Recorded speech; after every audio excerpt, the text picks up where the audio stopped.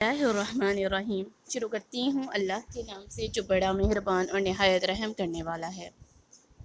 پیارے دوستو، کچھ سائنسدانوں کا کہنا ہے کہ حضرت آدم علیہ السلام کی پیدائش سے پہلے بھی اس دنیا میں زندگی موجود تھی۔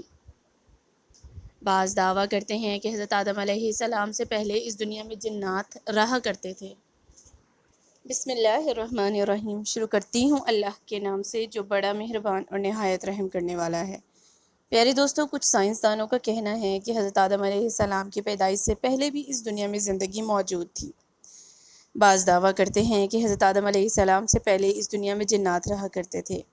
جنات پہاڑوں، میدانوں، ہر جگہ قبیلوں کی شکل میں آباد تھے۔ اکثر سائنسدان کا کہنا ہے کہ اس زمین پر حضرت آدم سے پہلے بھی کروڑوں سال تک ڈائناسور نے حکومت کی ہے۔ بہت عرصے تک وہ اس دنیا میں رہے، پھر انسان کی آمد کے ساتھ ساتھ ڈائناسور کی نسل ختم ہو گئی۔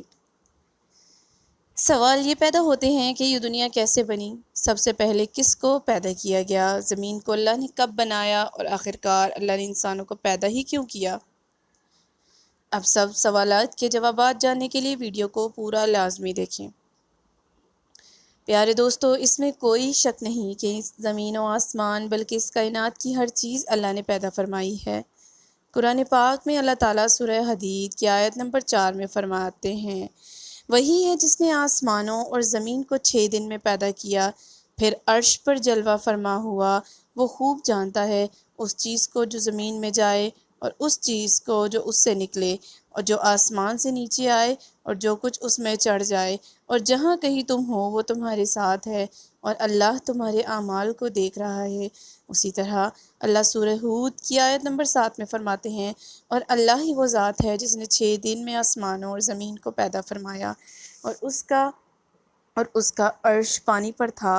امام احمد حنبل نے اسے روایت بیان کی ہے کہ رسول اللہ صلی اللہ علیہ وآلہ وسلم سے کسی صحابی نے پوچھا، اے اللہ کے رسول، آسمانوں اور زمین کو پیدا کرنے سے پہلے ہمارا پروردگار کہاں تھا؟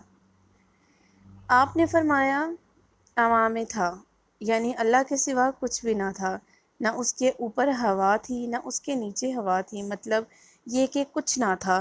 پھر اس نے پانی بھرا، اپنا عرش پیدا کیا، گویا یہ تھی مخلوق کی ابتدا۔ امام احمد، امام ترمذی، امام ابو داؤد اور بے شمار محدثین نے روایت بیان کرتے ہوئے کہا ہے کہ رسول اللہ صلی اللہ علیہ وآلہ وسلم نے ارشاد فرمایا، بلا شبہ اللہ نے سب سے پہلے قلم کو پیدا کیا، پھر اللہ نے اس کو حکم دیا، چنانچہ وہ اسی طرح چل پڑا اور قیامت تک ہونے والی ہر چیز لکھ دی۔ یہ اللہ کا علم ہی تھا کہ جس کو قلم نے اس کے حکم کے مطابق لوح محفوظ پر رکھا۔ دوستو، یہاں آپ کو بخاری شریف کی حدیث مبارک بیان کرتے چلیں کہ ایک دفعہ یمن سے ایک وفد پیارے آقا کی خدمت میں حاضر ہوا۔ وہ عرض کرنے لگے، اے اللہ کے رسول، ہم آپ کے پاس دین کو سمجھنے کے لیے حاضر ہوئے ہیں، اور ہمارا یہ سوال ہے کہ اللہ نے سب سے پہلے کیا چیز پیدا کی؟ آپ نے فرمایا، اللہ تھا، اس سے پہلے کوئی چیز نہ تھی، اس کا عرش پانی پر تھا، پھر اس نے لوح محفوظ پر ہر چیز لکھ دی اور آسمان و زمین کو پیدا کیا، یعنی ابتدا میں پانی پر عرش کی تخلیق ہوئی، پھر قلم کی پیدائش ہوئی، اس نے سب کچھ لکھ دیا۔ علماء کرام کا بیان ہے کہ قلم کے فوراً بعد لوح محفوظ کو پیدا کیا گیا، چنانچہ قلم نے لوح محفوظ میں ہر چیز لکھ دی۔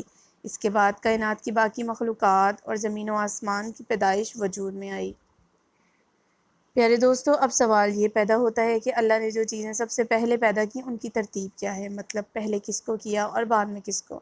تو اس بارے میں مسلم شریف میں حضرت ابو ہریرہ رضی اللہ عنہ سے روایت ہے کہ پیارے آقا نے میرا ہاتھ پکڑا اور فرمایا، اللہ نے ہفتے کے دن مٹی کو پیدا کیا، اتوار کے دن زمین اور پہاڑ، پیر کے دن درخت، منگل کے دن تخلیق، مصائب، جراثیم اور بیماریاں، بدح کے دن نور کو، جمعرات کے دن زمین میں چوپایوں کو پھیلا دیا اور تمام مخلوق میں جمع کیا، جمعہ کے دن کی آخری گھڑیوں یعنی عصر سے رات کے درمیان حضرت آدم کو پیدا کیا۔ مطلب یہ ابتدائے آفرین ہے جن مخلوق کی تخلیق ہوئی، ان میں آخری مخلوق انسان تھا۔ اس حدیث میں مختلف حالات کو نہایت وضاحت سے بیان کیا گیا ہے۔ اس سے بخوبی پتہ چلتا ہے کہ ابتدائی مخلوقات کی تخلیق کیا تھی۔ ان میں سے آخری نمبر حضرت آدم کا تھا۔ جبکہ آدم علیہ السلام نسل انسانی میں سب سے پہلے اور تمام انسانوں کے باپ ہیں۔ انسان سے پہلے فرشتے اور جن پیدا ہو چکے تھے۔ صاحب عقل مخلوقات میں سب سے پہلا نمبر فرشتوں کا، دوسرا نمبر جنات کا اور آخری نمبر انسانوں کا ہے۔ فرشتوں کا اصل ٹھکانہ آسمان ہے۔ اللہ تعالیٰ سورہ شورى آیت نمبر 5 میں فرماتے ہیں، قریب ہے کہ آسمان اپنے اوپر سے پھٹ پڑے اور اپنے تمام فرشتے اپنے رب کی تسبیح و تمجید بیان کر رہے ہیں اور زمین والوں کے لیے استغفار کر رہے ہیں۔ خبردار، اللہ تعالیٰ معاف کرنے والا اور رحمت کرنے والا ہے۔ مسلم شریف میں ہے کہ سیدہ عائشہ رضی اللہ عنہ سے روایت ہے کہ پیارے آقا نے فرمایا، فرشتوں کو نور سے، جنات کو آگ سے پیدا کیا گیا اور آدم کو اس چیز سے پیدا کیا گیا جو تمہارے لیے بیان کر دی گئی، یعنی مٹی سے۔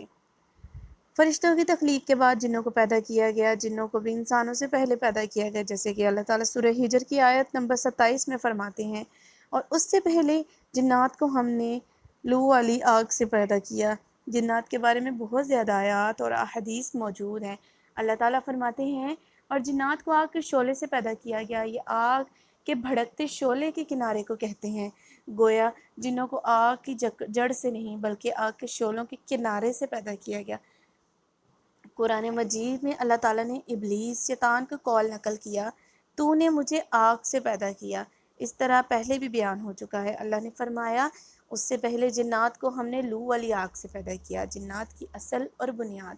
ابلیس ملعون بھی جنات میں سے ہے، اور اس مسئلے میں کسی کو تردد اور شبہ نہیں ہونا چاہیے، اس لیے کہ قرآن مجید میں ہے، اور ابلیس جنوں میں سے ہے، مطلب کہ وہ فرشتوں میں سے نہیں تھا۔ حسن بصری رحمۃ اللہ علیہ فرماتے ہیں کہ وہ پلک جھپکنے کے برابر بھی فرشتوں کے جنس میں داخل نہیں ہوا۔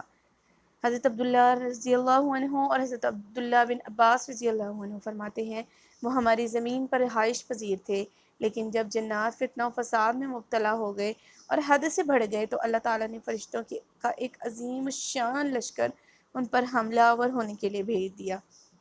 فرشتوں اور جنات نے بہت زبردست لڑائی ہوئی، اور اللہ پاک کے حکم سے فرشتوں نے جنات کو شکست دی اور وہ میدانوں سے بھاگ کھڑے ہوئے۔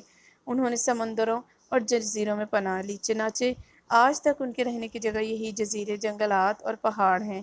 اس واقعے کے 2000 سال بعد اللہ نے حضرت آدم علیہ السلام اور حوا علیہ السلام کو زمین پر اتارا، اور پھر ان سے تمام انسانیت کی نسلیں چلیں، اور ایسے ہی ایک دن اللہ رب العالمین اس زمین پر انسانوں کو دیا وقت ختم کر دے گا، اور جیسے یہ دنیا بنی ایک دن ویسے ختم ہو جائے گی۔ آخر میں دعا ہے کہ اللہ ہم سب کو موت سے پہلے نیک اعمال کرنے کی توفیق عطا فرمائے۔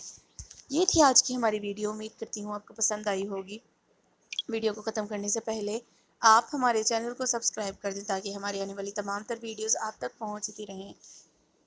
ملتے ہیں اگلے دن اگلی ویڈیو کے ساتھ، جب تک کے لیے مجھے اجازت دیجیے، اللہ حافظ۔